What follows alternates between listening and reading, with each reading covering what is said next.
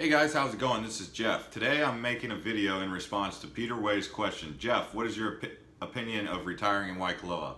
As many of you guys can see, I'm not old enough to retire. Okay?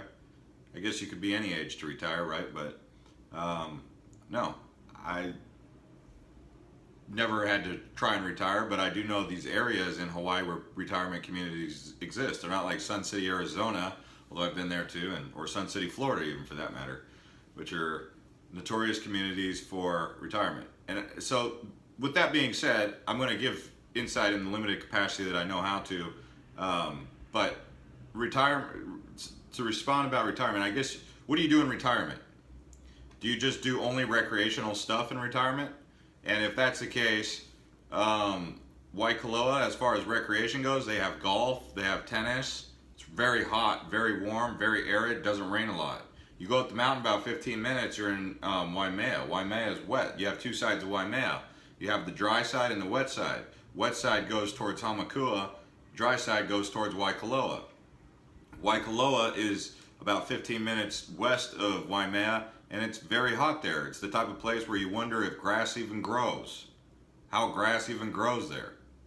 It's on lava rock, and it's very, it looks like it's almost fire hazard kind of terrain, you know? Just, it's a very dry and arid place. There's beaches nearby. I mean, for me, if I went to the same beach over and over and over again, it loses its appeal to me. It doesn't matter where I'm at. But Hapuna Beach is nearby, 69 Beach is nearby, Spencer's Beach is nearby, and then there's Puako, which is another nice walking area, and then there's Kua Bay, which is south of there. There's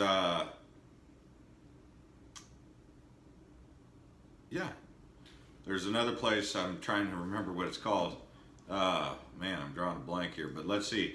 Anyway, the whole area of Waikoloa is, you know, it's resort style living, really. If you were to retire there, you'd basically be living in a resort. You know, there's Hilton Waikoloa, there's Monolani.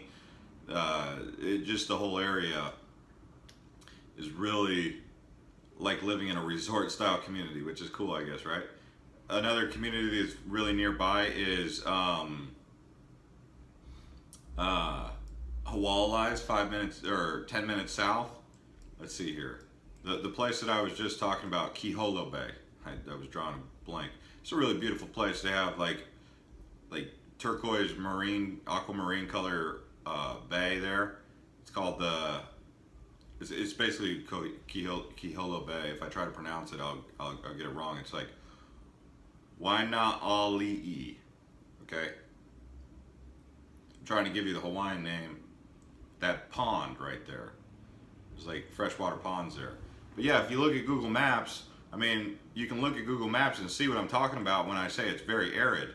You know, the only thing that stands out is golf courses, and you wonder how that grass even grows there.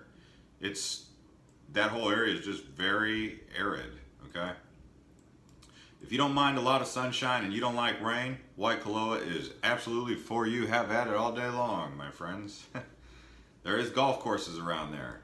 And then if you wanted to go to Mauna Kea State Beach, you know, Mauna Kea Beach is down there also.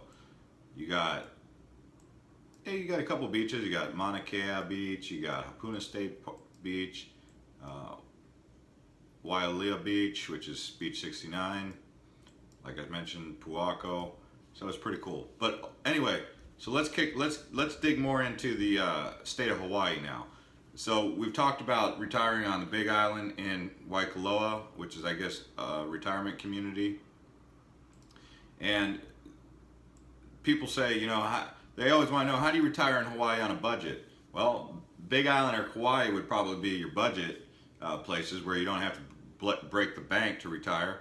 One place that you might be able to retire and keep a semi-normal retirement budget would be Hilo. That's the other side of the Big Island. So you got Waikoloa is a very arid place, and then you got cold, or not cold, but rainy Hilo. It's lush jungle. You know, they got the jungle over there is a rainforest, okay?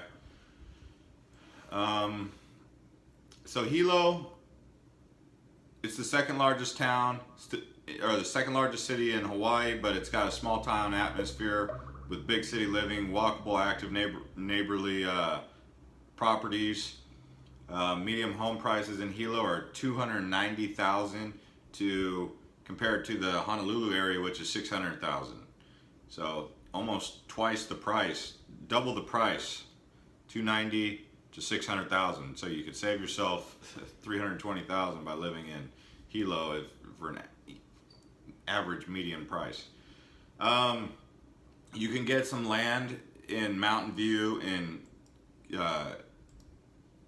Kayal, Hawaiian Acres, Hawaiian Ranch, or not Hawaiian Ranchos, but Hawaiian Paradise Park, Hawaiian Beaches.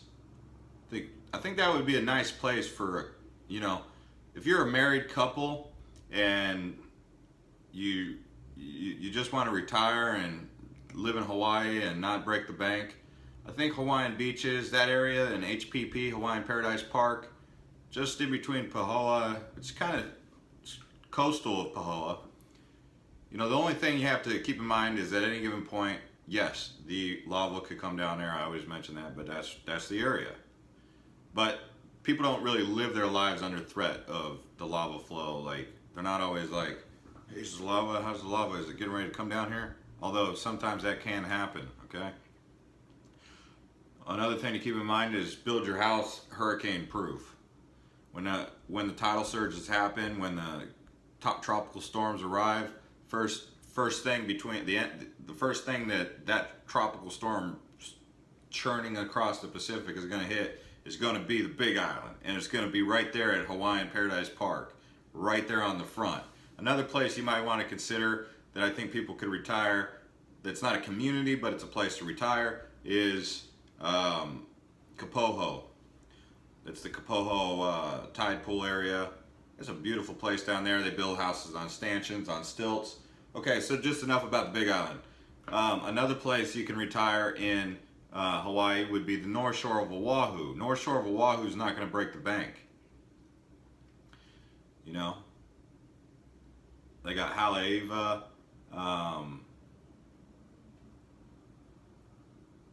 Let's see here. Oh, they got Lihue, Kauai on this here. If you want to live in Lihue, it's kind of close to.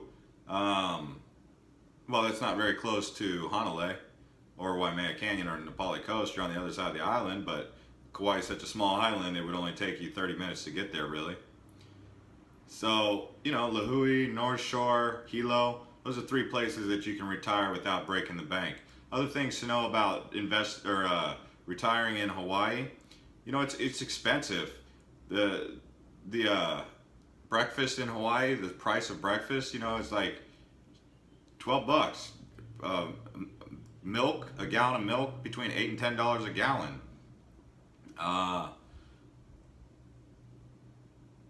Let's see here. You know, so you got average medium home average rent, for example, is $1,700 on the island of Oahu.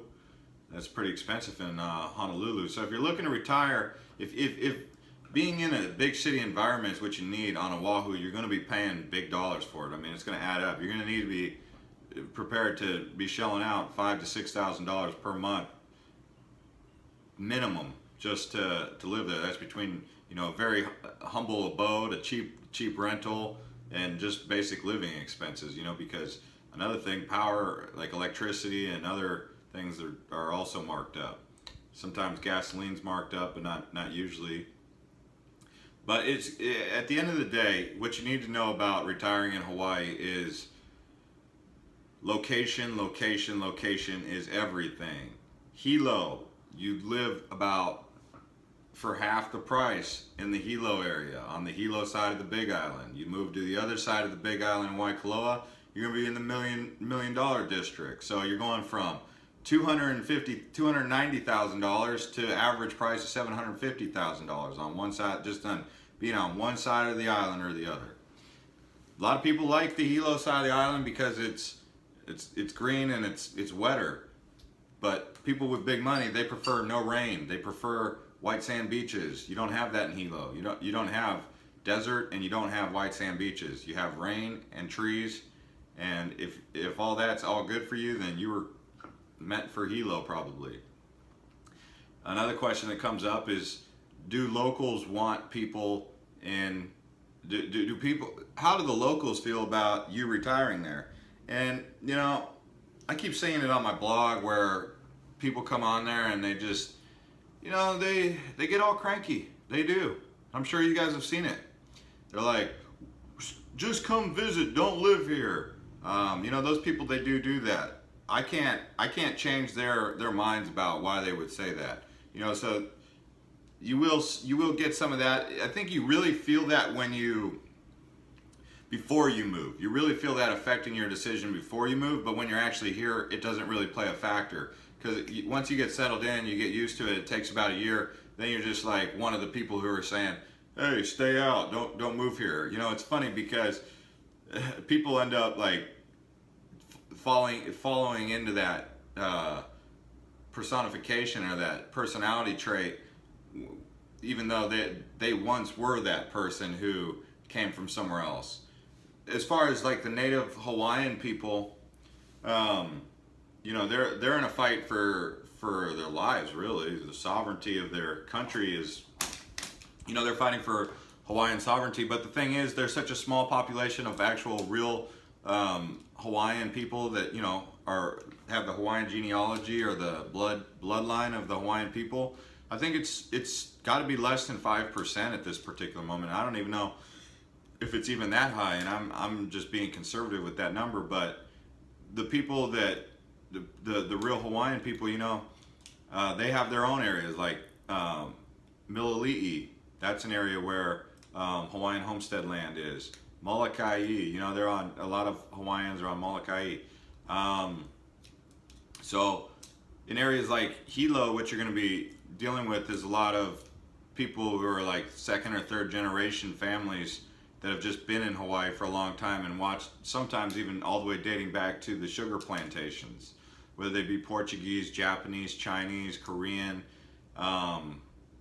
Russian, you know, all types of different backgrounds, Filipino, you know. So retiring in Hawaii overall, it can be done, but it all comes down to your location. Like I said, I'm a young guy. I've never been retired, so I can't give you the ins and outs of that, but I can tell you about some of the areas. And as we open with Waikoloa, it's just a resort style living. You know, they got golf, tennis, swimming pools, I guess. But small town atmosphere. There's not much to do. I mean, there's the Queen. I would think that people would get bored if they lived there full time.